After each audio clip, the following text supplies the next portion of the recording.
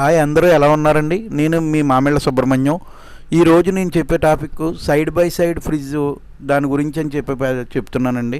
ఇది కూలింగ్ అనేది ఎందుకు తగ్గుతుంది, దాని తర్వాత దాన్ని ఎలా వాడాలి ఏంటి అనేది దాని గురించి అని నేను మీకు అందరికీ చేస్తున్నాను సార్.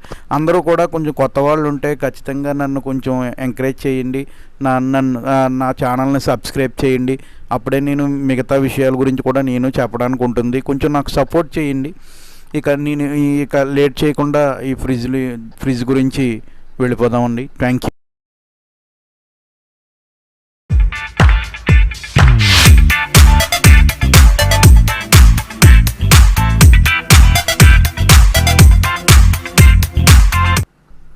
Hi, hello.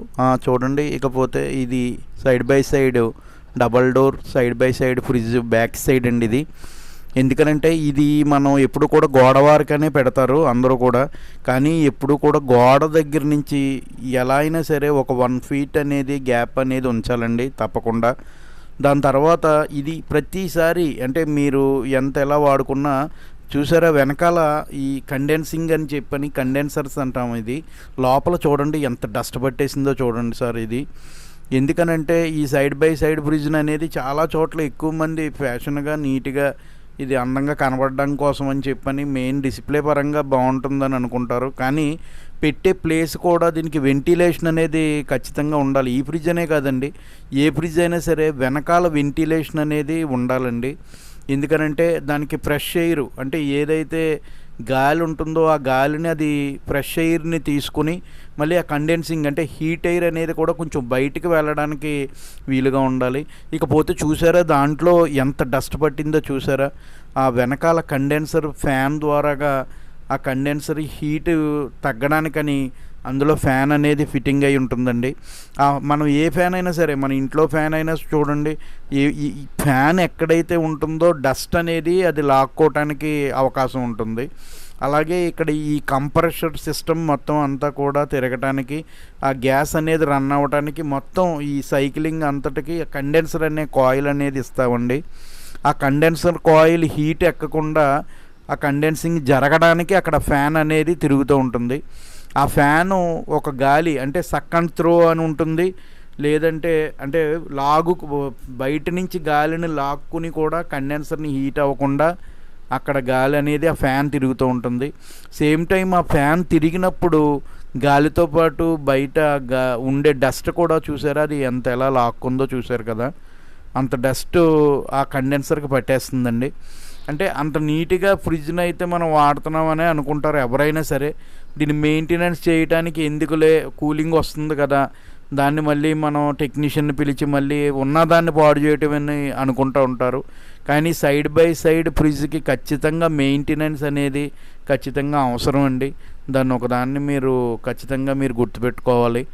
ఎందుకనంటే మన గాలిలో ఉండే డస్ట్నే అది లాక్కుంటుందండి. మన ఎయిర్ కండిషన్ లాగానే గాలిలో ఉండే డస్ట్ని లాక్కుని ఆ కండెన్సర్ మొత్తం అంతటికీ పట్టేసింది చూడండి. అది ఆ కండెన్సర్కి పట్టేయటం వల్ల కంప్రెసర్ తిరుగుతూ ఉంటుంది, కండెన్సర్ ఓవర్ హీట్ అయిపోతూ ఉంటుంది. ఆ ఓవర్ హీట్ అయిపోవడం వల్ల ఫ్రిడ్జ్ అయితే తిరుగుతూ ఉంటుంది కానీ కూలింగ్ అనేది రాదు. అంత డస్ట్ పట్టడం వల్ల కూడా అది ఓవర్ హీట్లో కంప్రెసర్ ఎప్పుడైతే తిరుగుతుందో ఆ కంప్రెసర్ పవర్ కూడా కన్జ్యూమ్ ఎక్కువ తీసుకుంటుంది. దాంతోపాటు ఓవర్ హీట్ కండెన్సింగ్ జరిగినప్పుడు దానికి సరిపడా టెంపరేచర్ లోపల కూలింగ్ టెంపరేచర్ అనేది రాదు. అయితే ఒకటి కాదండి, ఇక ఆ ఒకటి ఏదైతే ప్రాబ్లం జరుగుతుందో ఇక మిగతా వాటి అన్నిటి మీద కూడా ఆ ప్రభావం అనేది ఉంటుంది. ఎందుకనంటే సైడ్ బై సైడ్ వాడుతుంతో పాటు మెయింటెనెన్స్ ఖచ్చితంగా చేయించండి. మీ టెక్నీషియన్ ఎవరైతే ఉంటున్నారో జెన్యూన్ టెక్నీషియన్, దాని గురించి పూర్తిగా అవగాహన తెలిసిన వాళ్ళని ఎవరో వస్తూ ఉంటే ఎవరితో పడితే వాళ్ళతోటి మీరు చేయించిన అది మొత్తం మళ్ళీ డిస్టర్బ్ అవుతుంది. ఇక్కడ ఇది చాలామంది ఏమో పంపు పెట్టేస్తామండి, లేకపోతే మేమేమో వాటర్తో కొట్టేస్తామండి అని అంటారు. వాటర్తో అస్సలు కొట్టకూడదండి. అది ఎందుకంటే కండెన్సర్ అనేది చాలా జాగ్రత్తగా మెల్లగా, ఎందుకంటే నేను ఇక్కడ మీరు చూస్తారని చెప్పని అది నేను మెల్లగా డస్ట్ని తీయటమే చూపించాను. కానీ తర్వాత దాంతో బ్రష్తో మొత్తం అంతా క్లీన్ చేయటం కానీ, దాని తర్వాత మొత్తం అంతా కూడా నీట్గా ఆ లోపల ఉండే డస్ట్ ఏదైతే ఉందో అదంతా కూడా చేత్తోనే మెల్లగా తీయాలండి. అంతేగాని దాన్ని మనం గట్టిగా దాన్ని కొట్టడం కానీ వైబ్రేషన్ ఇవ్వటం కానీ అవన్నీ చేస్తే ఆ మొత్తం ఏదైతే ఉందో ఆ కండెన్సర్ మొత్తం అంతా కూడా కూలింగ్ గ్యాస్ రన్ అయ్యే సైక్లింగేనండి మొత్తం అంతానది. ఎక్కడ ఏ చిన్న బ్రేకేజ్ అయినా కూడా అది మొత్తం గ్యాస్ అనేది లీకేజ్ అవుతుంది. దాని తర్వాత మళ్ళీ అందులో ఉండే గ్యాస్ కూడా ఫైర్బుల్, అంటే ఫైర్ అయ్యే లక్షణం ఉన్న గ్యాసెస్ అండి ఇవి. ఇప్పుడు చూడండి, బయట ఫ్రిడ్జ్లు అంటుకుపోతున్నాయి అని కానీ, లేదంటే ఫైర్ అవుతున్నాయి, ఇటువంటివన్నీ కూడా కేవలం డస్ట్ పట్టేయడం వల్ల, ఆ కండెన్సింగ్ అనేది గాలి లేకపోవడం వల్ల కూడా జరుగుతుందండి. దాని తర్వాత అదే ఆ ప్రాబ్లం రిపీటెడ్ అయినప్పుడు ఇది లోపల పక్కనండి, ఇది లోపల పక్కన మీరు చూస్తారు. నేను ఖచ్చితంగా మొత్తం అంతా అన్నీ ఓపెన్ చేసి మరి నేను ఈ వీడియో చేస్తున్నానండి. లోపల పక్కన ఉండే ఏదైతే ఉందో మొత్తం ఆ డక్టబుల్ మొత్తం అంతా కూడా ఓపెన్ చేస్తే ఆ లోపల కూల్ అయ్యే కండెన్సర్, అంటే ఎవాపరేటర్ కాయిల్ అంటామండి ఇది. ఆ బయట హీట్ ఎక్కేదంతా కండెన్సింగ్ యూనిట్ అంటాం. ఈ లోపల ఉండేదాన్ని ఎవాపరేటర్ కాయిల్ సిస్టమ్ అంటాం. అంటే కూలింగ్ వచ్చేది, చల్లదనం వచ్చేది అంతా కూడా ఇదేనండి. ఈ చల్లదనం ద్వారాగానే ఆ పైనుంచి ఒక ఫ్యాన్ ఒకటి, దీనికి మెకానిజం ఒకటి, ఫ్యాన్ ఒకటి ఫిట్టింగ్ అయి ఉంటుంది. ఆ ఫ్యాన్ గాలి ద్వారాగా ఈ కండెన్సర్కి ఐస్ అయిన కూలింగ్ను ఆ ఫ్యాన్ ద్వారాగా ఆ రెండు పక్కల డక్టబుల్గా రెండు వైపుల నుంచి గాలిని అది చల్లదనం ఇవ్వడం వల్ల ఇది కూలింగ్ సైకిల్ అనేది అవుతుందండి.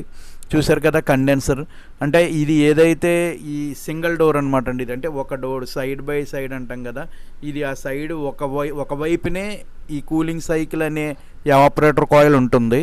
ఇక నెక్స్ట్ ఆ పక్కన ఉండేది డక్టబుల్ అండి. అంటే ఈ కూలింగ్ ఏదైతే అవుతుందో ఈ పక్క దాంట్లో ఎయిర్ ద్వారాగా, ఒక ఫ్యాన్ ద్వారాగా ఈ చల్లదనాన్నే అవతల దాంట్లోకి ఇస్తుందండి. ఇక అందులో మళ్ళీ ఇటువంటి ఎవాపరేటర్ కాయిల్ అనేది ఉండదు, ఒక దాంట్లోనే ఉంటుంది. అలా ఒక్కొక్క మోడల్కి ఒక్కొక్కలాగా దాన్ని మెకానిజం అనేది ఫిట్టింగ్ అయి ఉంటుందండి.